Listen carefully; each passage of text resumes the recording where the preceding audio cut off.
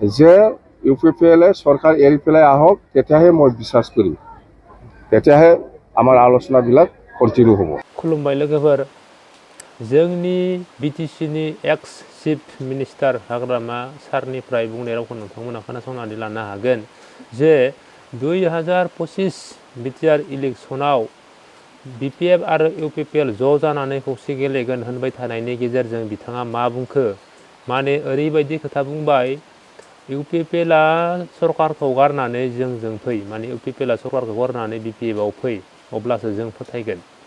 जे UPPL आरो BJP ज' जानायनि जा खोथा रायज्लायदों बेयाव जोङो मोजाङै रायज्लायनाय जायाखै। जि रायज्लायदों माने BJP सरकारखौ बिटिआर ओनसोलनिफ्राय माबोरै आउट खालामनो हागोन बिनिसो बांसिन खोथा रायज्लायदों।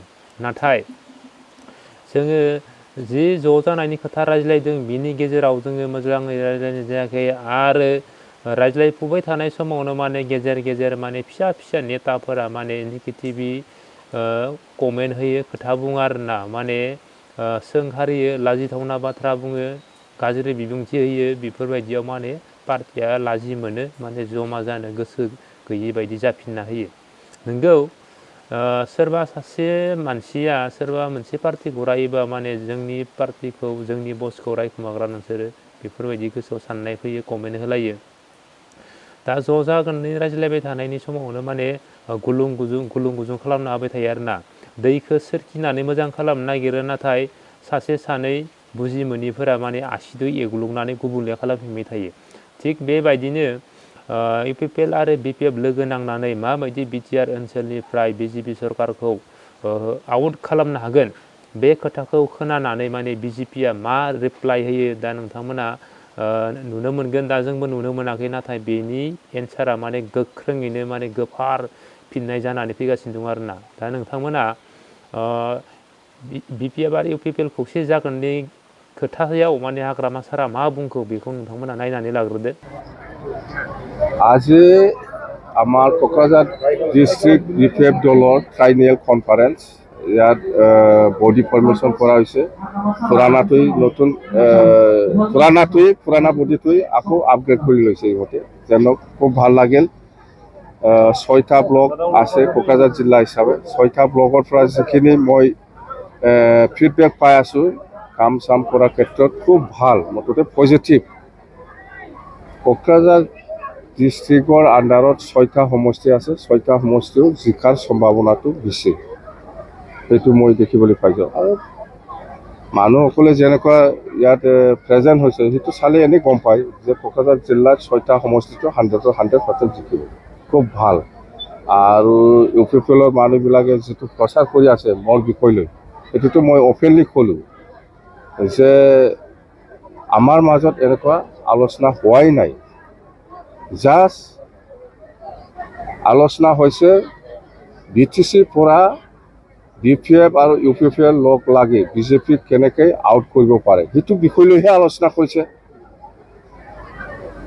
তাৰমানে BPF UPPL আগন্তুক BTC নিৰ্বাচনত একেলগে কেনেকৈ মিলি পেলাই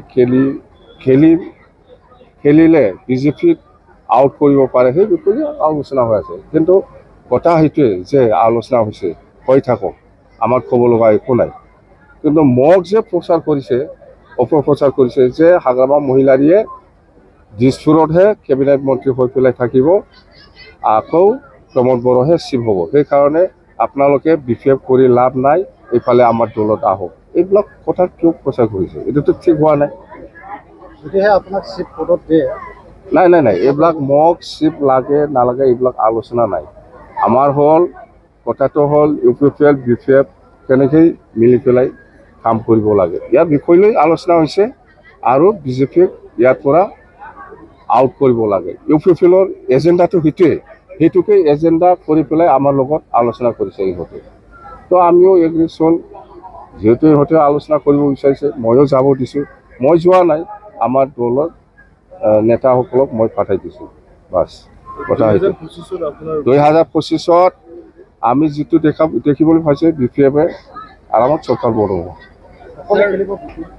BPFটো অকলে খেলিব, BPF অকলে খেলিব, কাৰো লগত এলায়েন্স নাই। আজি UPPLে আলোচনা কৰি আছে এইফালে কিবা একটা আলোচনা কৰিছে, এইফালে কিবা একটা প্ৰচাৰ কৰিব। এইটো কেনেকৈ বিশ্বাস কৰিম আমি? মুঠতে BPF-এ ছিংগেলি খেলিব আৰু ছিংগেলি মেজৰিটি পাব BPF-এ।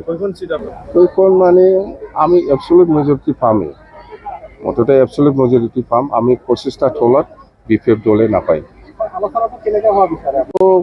হৈ আছিল আলোচনা, ভালে ভালে চলি আছে, কিন্তু মাজত কিয় এইবিলাক প্ৰচাৰ কৰিছে সেইটোৱে আচৰিত কথা। সেইকাৰণে কৈছোঁ মই, আজি অপেনলি কৈছোঁ মই, যে UPPL-এ চৰকাৰ এৰি পেলাই আহক, তেতিয়াহে মই বিশ্বাস কৰিম, তেতিয়াহে আমাৰ আলোচনাবিলাক কণ্টিনিউ হ'ব।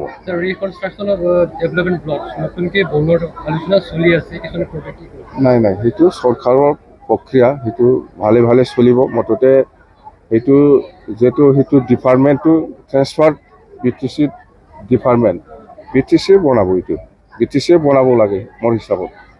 এইখিনি কথা দেই, থেংক ইউ। চিডলিত বাই ইলেকশ্যন হ'বলৈ গৈ আছে, আমি জিকিম, খেলিম আমি মুঠতে দেই। नोंथांमोना निश्चय बुजि मोनबाय जानांगौ जा खोथा बुंदों बिथाङा माने UPPL सरकारखौ माने गारनानै गावसोरजों फैनो होदों, अब्लासो जों फोथायगोन होनदों। जियानो जा मोनसे पार्टिखौ गारनानै थांनाया इसेबां गोरलै खोथा नङा। जों बेयाव बुजि मोनो जि माने जमा जानायनि खोथाया जोबोर गोब्राब आरोना, माने जमा जानायनि जोबोर खोथाया गोब्राब। आरो बेखौबो खोनानो मोन्दों माने 2025 सनाव हारसिंनो गेलेगोन, हारसिंनो सरकार दागोन। दा बिनि गेजेरावबो जों बुजि मोनो माने जमा जानायनि गोसो गैया। दा जियानो जादोला, दा गोबां मानसियानो बुङो माने UPPL सरकारा जेबो मावाखै, प्रमद बर' सरकारा जेबो मावाखै, बोसोरब्रै बारलांबाय। दा बोसोरब्रै बारलांबाय नोंगौ, बोसोरबा फैबाय, बोसोरब्रैयावबो जि मावनो हाथावनाय दङ बेफोरखौ मावबाय बिथांमोनाबो। दा जेबो मावाखै, जों बेखौबो सानना लाबाय दे, जेबो मावाखै। दा 17 बोसोर बा 15 बोसोराव BPF सरकाराबो जेबो मावाखैबा बुहुद मावदो ना, मावदो बा मावाखै, जोङो मावदोखौनो बुंबाय। मावनायनि गेजेरावबो गोबां मानसिया माने धोनिबो जाबोदों। खारन धोनि जानाय माने मा, कालाधन आरोना, कालाधनबो आरजिदों। जियानो जा कालाधनखि थांला, दा गोबां मावबोबाय, जेरै दलं मावबाय, लामा मावबाय, थाना मावबाय, डिस्ट्रिक्ट बानायबाय, ब्लक बानायबाय, मेडिकेल बानायबाय, कलेज बानायबाय, माने गोबां मावबोदों आरोना, गोबां मावबोदों, मावाखै नङा, गोबां मावबोदों। नाथाय बेफोर मावबोनाया खै बोसोराव? 15 बोसोराव बेखिनिखौ मावबोदों बिथांमोना, नंगौना? 15 बोसोराव। दा जुदि UPPL सरकारखौबो 15 बोसोर समय होयोबा बिसोरबो मावगोन नामा बेफोरबायदि ना? 15 बोसोर समय मोनोबा बिसोरखौबो मावगोन सानो आरो जोंना, माने बिसोरबोथ' मावनो होननानैनो फैदों। माने बोसोरब्रैयावनो बिथांमोनाबो एसे एला मावबोबाय, जोंबो नुदों, बयबो नुदों, नुवाखै नङा, बयबो नुदों। दा 15 बोसोर खमायोबा बिथांमोनखौबो जों मावगोन होननानै आसा खालामो। जे 15 बोसोर जागोन, बिनि गेजेरावसो जुदि बराबर खामानि मावनाय नुवाबा, बा बराबरनि बाराबो मावनाय नुवाबा, खमसिन जायोबा, होमबानिया जों जेबो मावाखै, हारि फानना जाग्रा, बर'खौ थगायना जाग्रा, बर' जाथि फानग्रा, बर'खौ थगायजोब्बाय, बेफोरबायदि गोबां बाथ्रा बुंनो हायो आरोना। अब्लासो जोङो बुंनो हाथावो। खिन्थु जों दा बुंनो हाथावै बायदि जानानै दङ आरो दा बोसोरब्रैयावनो। माने बिसोरजों माबोरै बराबर मावनो हानो? जों दा गेजेरनि जानानै बेखौनो बुंनो लुगैनानै माने बुंबाय आरोना। दा नोंथांमोना मा सानो कमेन्ट खालामदो, गोजोन्थों।